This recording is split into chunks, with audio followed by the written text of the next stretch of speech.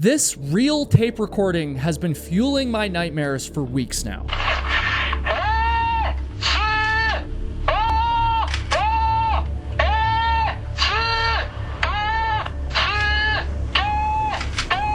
And this related photo has definitely not been helping. In July of 1989, a rescue helicopter in Japan was desperately searching for two lost hikers when all of a sudden, they saw something stunning. It was a giant SOS built out of tree logs, impossible to miss from the air. The rescuers were impressed. When they landed, they jumped out from the helicopter and they embraced the lost hikers. And as these hikers chugged a bunch of water for the first time in a long time, one of the rescuers told them that, quote, "It's a good thing you two made that SOS sign nearby, or we might have never known where to look." And in response to this, the lost hikers choked on their water, and pretty much in unison, they responded, quote, "What SOS sign?" You see, the reason this image has been fueling my nightmares is because to this day, people are still searching for answers about who built this giant SOS, and when, and why. Now, even if you've heard this story before, you're gonna wanna stick around to the end because I have some brand new questions that nobody is really asking,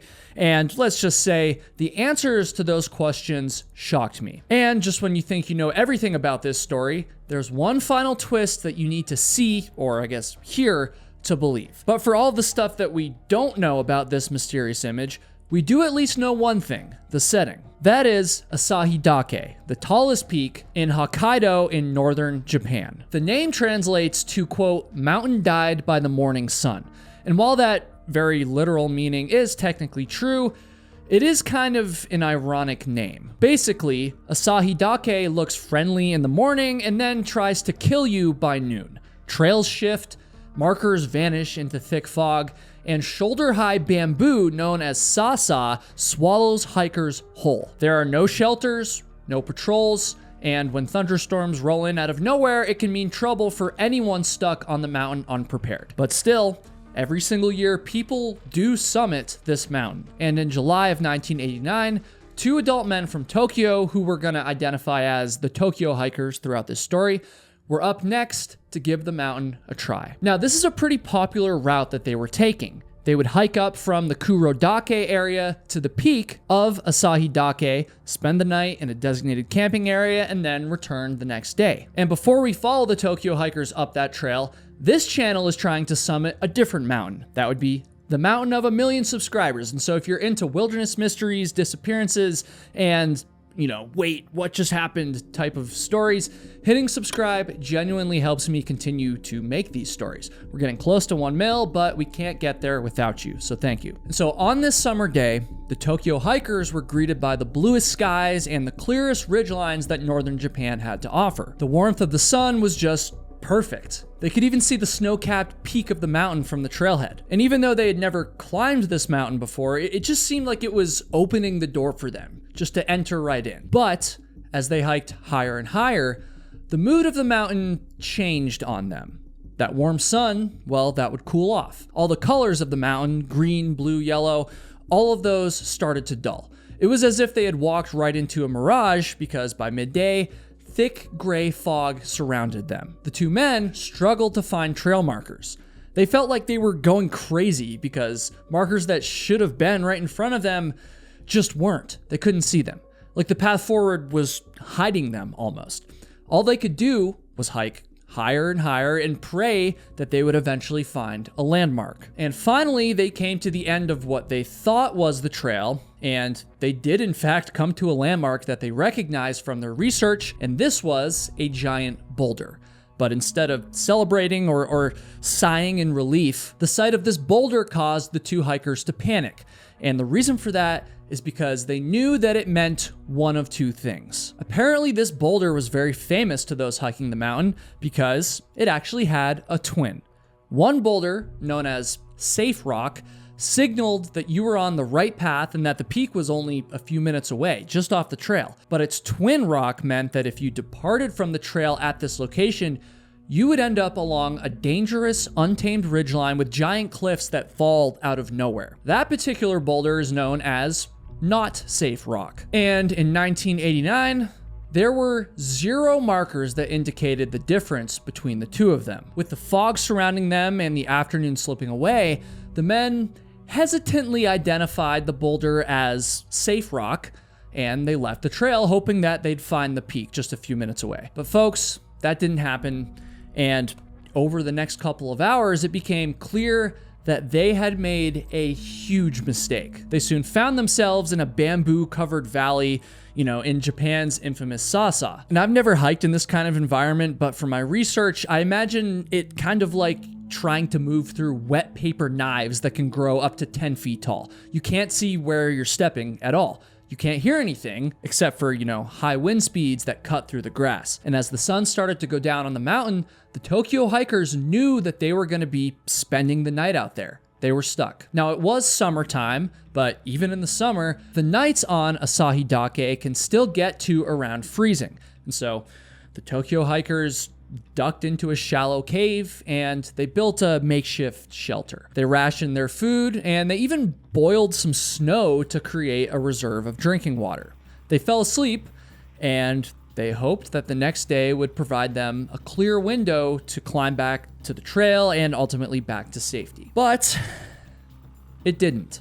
Thunderstorms started rolling through the area, and every time they would venture out from that little cave, they were met with chaotic weather that seemed to pretty much just change on a dime. All they could do was keep rationing their food and melting snow and praying for rescue. By July 24th, 1989, the Tokyo hikers had run dangerously low on rations and on fresh water, and they just were not doing very well. It was nightfall again, and their spirits were incredibly low. They basically had no chance of rescue at night because they were just 2 tiny specks on a giant mountain. But despite this incredibly bleak situation, all of a sudden, one of the men looked to the other and he smiled. And of course, this confused the hell out of the other man. I mean, how could he be smiling when they were right on the verge of death? The reason for the man's strange behavior was shocking, to say the least, but before I tell you about it, I want to try and make you smile, nay, laugh, while I tell you about Drink Elements. Leave a comment if I actually make you laugh here, by the way. I probably won't, but this helps me get through these tough stories, okay? Drink Element is the sponsor of this video, and they're the best electrolytes to drink when you're sweating. That's what they're designed for, sweat. But the problem is, I'm not sweating right now. And so allow me to simulate that for you. Give me just 1 second. All right, where was I? So I used to think that hydration was simple. You just drink some water and then hope for miracles. But then, one day I stood up way too fast at the gym and my hamstring tried to file for divorce. And my problem wasn't water, it was electrolytes. Sodium, potassium, magnesium, the unsexy trio that keeps your lights on when life is a little bit too exciting. And that's where Element comes in. Element has ingredients that even I can pronounce and doses that matter. There's no sugar, no dyes, it won't leave your tongue looking like a glow stick, and it won't destroy your gut, your muscles, or your dog. Wait. What? What was that? And using it is caveman simple. Allow me to demonstrate. You start with your packets, put it into the bottle just like that, and then you shake. And Element Sparkling is even easier. You just open, sip. So right now, I want you to go to drinkelement.com/KyleHatesHiking. That's drinklmnt.com/KyleHatesHiking, or you can click the link at the top of the description so you don't have to type out my stupid channel name. And when you make a purchase through my link, you are going to get a sample pack of 8 additional Element sticks thrown in with your order for no extra cost, which is basically free Element. That's amazing. So one more time, click that link. You'll also be supporting the channel. And now I'm going to go dry off a little bit. I'm going to go change, and we're going to get back to this crazy story. So the 2 Tokyo hikers are stuck up on the mountain when all of a sudden one of them starts to creepily smile almost. And the other one's like, dude, why are you smiling? And the reason he was smiling was because he heard something off in the distance. The sound of a rescue helicopter. The men jumped up and they ran to a nearby clearing, waving their hands like maniacs and shouting at the top of their lungs. And after a few minutes, the helicopter stopped circling and started descending towards a flat part of the mountain. The men bolted towards the landing zone, crying tears of joy. They had clung on to life just barely long enough to be spared. When they finally met the helicopter, one of the rescuers jumped out and embraced the lost hikers. And that's when the rescuer said to the men, quote, "It's a good thing you two made that SOS sign nearby, or we might have never known where to look." But this confused the lost hikers, and they responded, quote, "What SOS sign? Like, what are you talking about?" As the two men climbed into the helicopter, they continued to deny over and over that they knew anything about this mysterious SOS that had apparently caught the attention of the pilots. And so the very next day, the helicopter and search team set back out to find what they swore was this giant SOS. I mean, they had to make sure they weren't just seeing things the night before, like they were going crazy or something. And sure enough, just 2 miles away from the peak of the mountain, and only 1 mile south from where the hikers were rescued, the helicopter crew saw it again. A perfectly constructed giant SOS built from 19 fallen birch trees. Each letter was about 16 feet long and 10 feet wide. Each log weighed at least 150 pounds, some of them closer to even 300 pounds, meaning the entire sign would have weighed well over a ton. It was an absolutely gigantic sign that was easily visible from the rescue helicopter and looked like the work of an entire team, not just two stranded and weak hikers. The helicopter landed, and rescuers started to examine the sign more closely. And as they did this, they realized something right away that was a cause for concern. The sign wasn't the only thing there. There was also an abandoned campsite. Partially buried in soil and roots were the remnants of a small dugout shelter, which only the smallest crew member could even fit inside of. Once he went into it, this crew member found a few items that suggests someone was making a temporary home here. And in addition to all that, they found a wallet which contained an ID card. Now, you might assume that finding this ID card would put an end to the mystery, but what everyone would soon realize is that this mystery was only just getting started. And since this is such a crazy story, we have to do something a bit unusual and actually travel even further back in time from where we first started. 1984, to be exact. And we also need to travel to a new part of Japan so we can pick up another character. A 25-year-old man named Kenji Iwamura. Kenji lived in an area known as Aichi, which is sort of between Tokyo and Kyoto. It's a manufacturing town, and he himself was a manufacturer. Kenji worked at a printing company, and by all accounts, he lived a pretty normal life. He lived in a small apartment, rode his bike to and from work. He was a regular 25-year-old guy, a little bit shy, but truly an earnest person. Kenji was also, by all accounts, pretty mysterious. His work friends didn't really know much about him, but they did know that he was often unavailable on weekends. And that's because Kenji loved hiking, unlike me, though these were not the kind of expeditions you read about in mountaineering journals per se. He often did easy to medium difficulty day climbs in the Japanese Alps and rarely camped out overnight. After all, he had to work on Mondays, and Kenji was not the kind of guy to miss a day of work. He always packed some rations, but he never expected to find himself in a truly difficult situation or a dangerous situation out on trail. In July of 1984, 5 whole years before our Tokyo hikers got lost, Kenji told his family that he was going to treat himself. Work had been wearing him out for the last several months, and he desperately needed a vacation. I think we can all relate to that sometimes. He was planning to take a week off of work to hike in Hokkaido. By all accounts, this was his dream trip. He would stay in small inns during his nights, and maybe he would camp out for a night or two along the way as well. But really, again, he was primarily a day hiker, and there's no shame in that. But, as we just heard, it may be smart to at least plan for a night or two outside, just in case. In the middle of his trip, Kenji mailed a postcard back home to his family telling them how great it's been and that he'd be climbing Asahi Dake the following day. The weather was beautiful, and Kenji anticipated it would be an easy day in and out from the peak. Is it just me, or is this starting to sound kind of familiar? And the similarities between these two trips I'm telling you about don't stop there. It's alarming just how much of a mirror these two hikes were, just in terms of the kind of preparation the hikers had and didn't have. Also, the route they took, the time of year they went, all of this stuff. Hell, even the same exact weather pattern. Clear skies turning to dense fog. snow and thunderstorms, disappearing trail markers, and yes, eventually the dreaded safe rock versus not safe rock debate. The only key difference was that Kenji was all alone. He didn't have anyone to share this experience with or anyone else to help him. And so when he made the exact same wrong decision that the two Tokyo hikers made at the landmark boulder, he did so alone, traversing into the thick Sasa bamboo. Kenji didn't show up for work on Monday, and that was a cause for immediate concern. He would never miss a shift, right? He was, after all, a responsible, normal young man.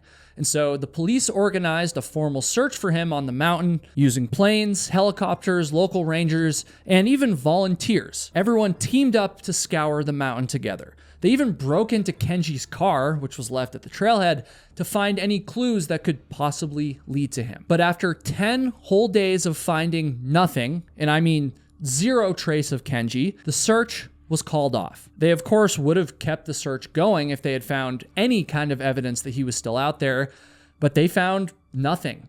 It was as if he had simply just vanished off the mountain. 5 years went by.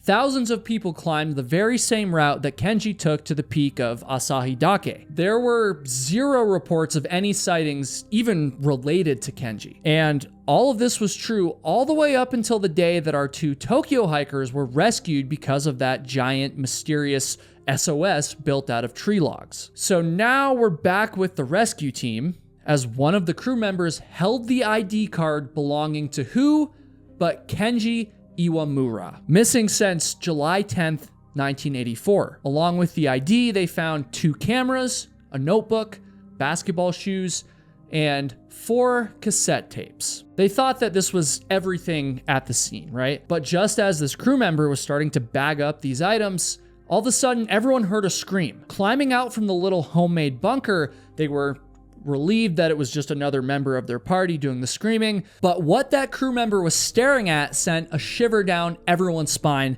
because just a few feet away from the second S in SOS, they found a scattering of bones, specifically human bones, which they could recognize from the size of them, even though they had been stripped of any flesh. These bones were also covered with bite marks. The rescue team bagged up everything, including the bones, and carried this evidence down the mountain to a police station.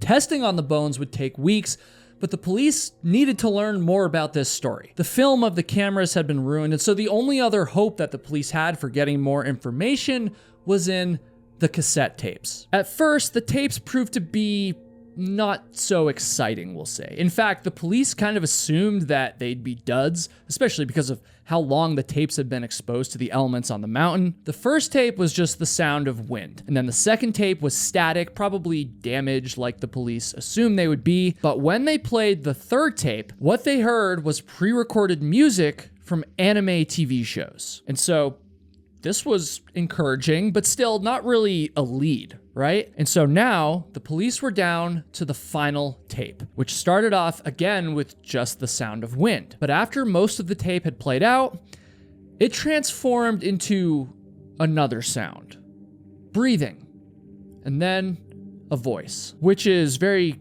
crazy. I mean, at first it was just this sort of mindless breathing and moaning, but then it morphed into something far more disturbing, which was a message. And this is audio that we actually have. Now, of course, it's in Japanese, but I'm gonna play a part of it for you so you can kind of get a sense of the vibe. And I also want you to brace yourselves here, because the audio from this tape, even though you can't really understand what's being said, is definitely very distressing.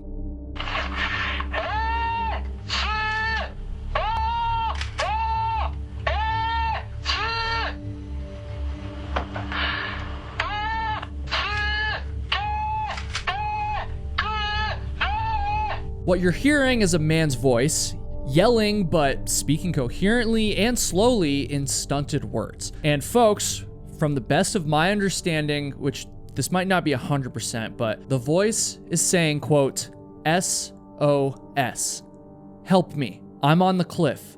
Can't move. Sasa is deep. You can't go up. Lift me up from here. The place is where the helicopter was first encountered. Now, at the moment, It couldn't be 100% confirmed that this was Kenji's voice, but I mean, it's definitely the voice of somebody lost on the mountain of Asahi Dake. And if this was Kenji's voice, which the police initially believed that it was, it definitely added some details to the story they were beginning to build. But I don't know, because at least for me, this tape raises more questions than answers. The voice, which we will for now assume was in fact Kenji's, does say SOS. And while that is a huge clue for the mystery of the sign, that doesn't just mean that he was for sure the one responsible for building the SOS sign. Naturally, people wanted to make that connection at the time, but SOS is a super common help message to put out. And I want to just take that a little bit further because, again, I'm still just trying to wrap my mind around the SOS. The next thing that Kenji says on the tape, assuming it's him, is, "I'm on the cliff. Can't move." This suggests that he was injured or exhausted or, I don't know, hiding.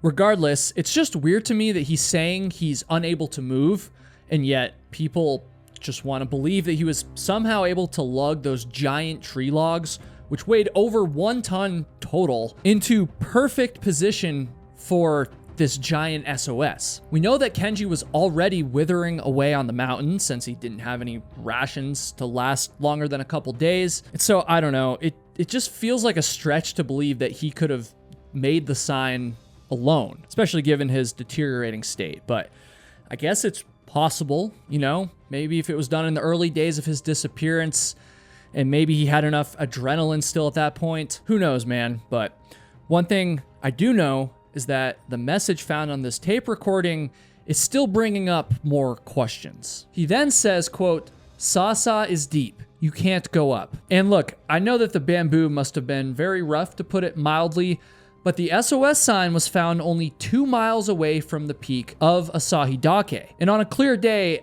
I just feel like he could have gotten there.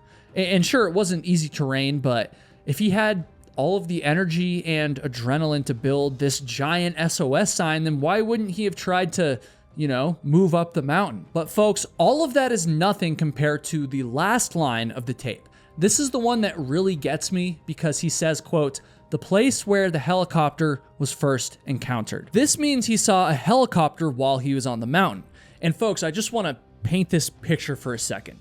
You're lost in the wilderness. Every day you're getting weaker and weaker and seeing no signs of other human life. And then one day you see a giant helicopter heading in your direction and your hope shoots right back up. This sounds exactly like what happened to the person on this tape, and that just brings up a brutal possibility. Did the rescue chopper fly over him and not notice him, or worse, not notice the giant SOS sign? It's possible, but again, it was a huge SOS. And man, I don't know, that's where I just have a weird feeling. Because if in 1989 a rescue team was able to clearly spot the SOS, then how did no one see it during the 5 years prior? Maybe it was just a big institutional miss by the police, or maybe it was something else. I don't know. Regardless, the police were starting to get uncomfortable with the story that the tapes were telling. But just when everyone thought this mystery was finally about to get solved, some truly freaky stuff came out with 2 new pieces of evidence that tell a completely new story. The first piece of evidence is a photo from September of 1987, 2 years before the 1989 rescue. Now, we tried so hard to find this photo and we just could not find it, so I can't show it to you, but we did read about it in our research. What happened was a Japanese survey team photographed that same area of the mountain from a satellite plane. And in one of the photos, clear as day, you can see the SOS. So this means that Kenji or someone else did build it sometime before 1987, and it sat unaddressed for years. And I say unaddressed because, to me, there's no way that this went unseen. I mean, it's just clear as day. And this raises some questions. If it was Kenji who built the SOS, then how did it survive 5 harsh winters of snow, storms, and erosion without collapsing? The birch logs were perfectly intact when they were eventually found. And if the SOS was newer, then how did Kenji's stuff end up in a campsite right next to it? Did someone build it right next to Kenji's dead body after the fact? And that takes us to the second new piece of evidence, the bones. There was hope that DNA would help to confirm the original story, the one that Kenji somehow mustered up the power to build the SOS by himself and died somewhere nearby while making camp. If this was true, then not finding his SOS would essentially be chalked up to an institutional mistake. But when the bones did come back from a DNA lab analysis, the report stunned everybody. The bones weren't identified as Kenji's. In fact, they didn't even belong to a male at all. They belonged to a woman aged 20 to 40 with blood type O. Kenji was male, obviously, and he was blood type A. I've read that like 10 times and it still spooks me. I don't know. And I guess I'm not alone because the hiking community and the media were starting to ask a lot of questions at this point. Was it possible that there were two people on the mountain?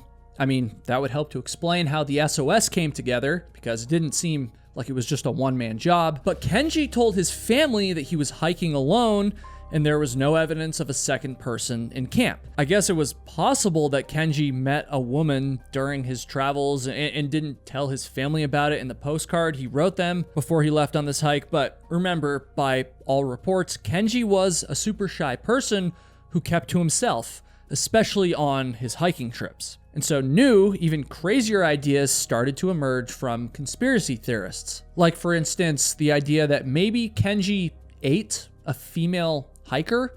After all, there were plenty of gnaw marks on these bones. Who says the bites belonged to a wild animal and not a desperate hiker trying to survive on any meat that they could?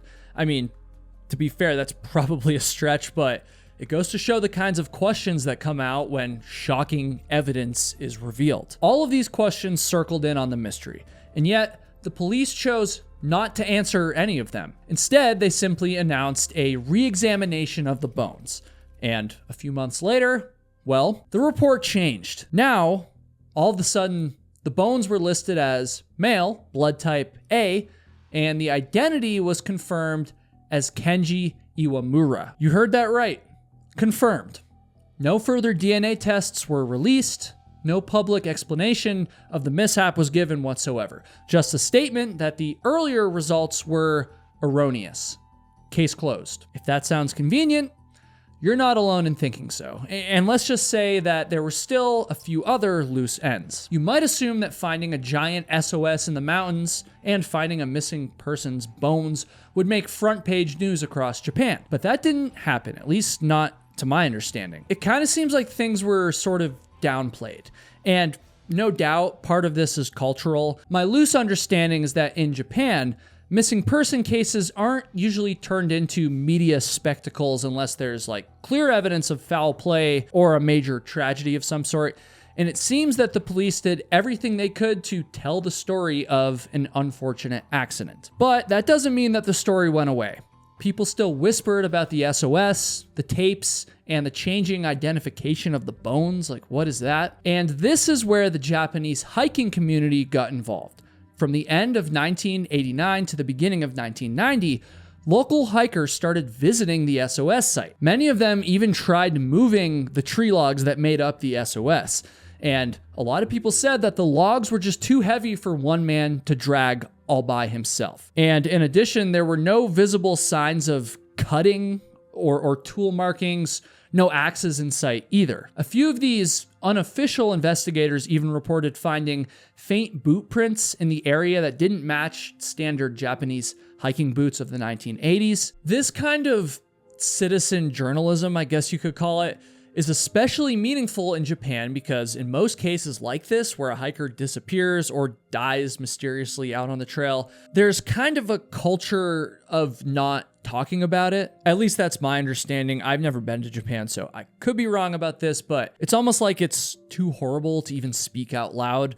I don't know. But clearly this story was too difficult for local hikers to just let rest. My best guess at what happened is kind of in line with what was published in February of 1990. Kenji Iwamura descended off the trail in 1984, mistaking false safe rock for safe rock, and he became trapped in a bamboo-filled valley. He then built the SOS from fallen trees, dragging them into place and using every last bit of his energy. And at some point, he sustained an injury or multiple injuries while he was still alive, obviously, and then eventually he died of exposure. After that, he was picked at by animals, which explained the bite marks on the bones. And then flash forward to July of 1989, and the 2 hikers that were rescued nearby the SOS were completely unrelated. Probably the biggest coincidence in history. I mean, that's insane. The bone and DNA analysis was a clerical mistake, and the multiple helicopters and search planes who saw the SOS from the sky before the 2 hikers were rescued, well, they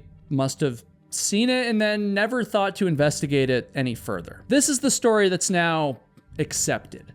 But there's one final twist that I need to tell you about. I haven't mentioned Kenji's parents up until this point, and from my understanding, they weren't anything out of the ordinary. You know, they had been grieving for years, and they were shocked by all of the news coming out. They probably wanted this case to be closed more than anyone else, even the police. But even though they could confirm that the items found at the campsite did belong to their son, they could not confirm that the voice of the tape recorder was Kenji's. A friend of Kenji's did confirm that sometimes he would record anime TV theme songs so that he could listen back to them when he was hiking, which meant that the recorder most likely did belong to Kenji, but the voice on the tape, well, that is still unconfirmed, which means that we can't 100% say that the message about the helicopter or the crazy screaming was Kenji.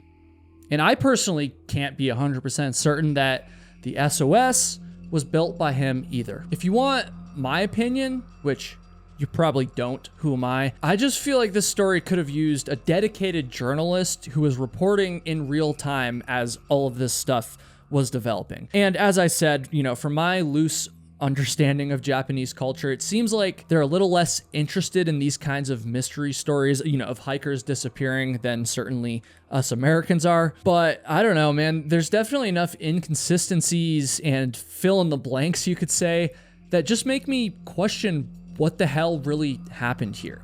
What happened to Kenji? What happened in that bone analysis lab? How did the SOS stay so intact, yet so hidden to authorities for so freaking long? And of course, whose voice is on those tapes? But folks, unfortunately, because this case is officially closed, these are just questions we're left with. All we can do now is keep asking them and maybe try our way down a few more rabbit holes and pray that one of them takes us down the right path, and not down the path of the not safe rock, by the way. Let me know what you thought of this story and drop your theory about the SOS in the comments. And if you liked listening to this one as much as I like telling it, please hit that subscribe button for more. And it looks like YouTube is suggesting that you watch this video next, and so it's a good one. Give it a click, and I will see you in the next one.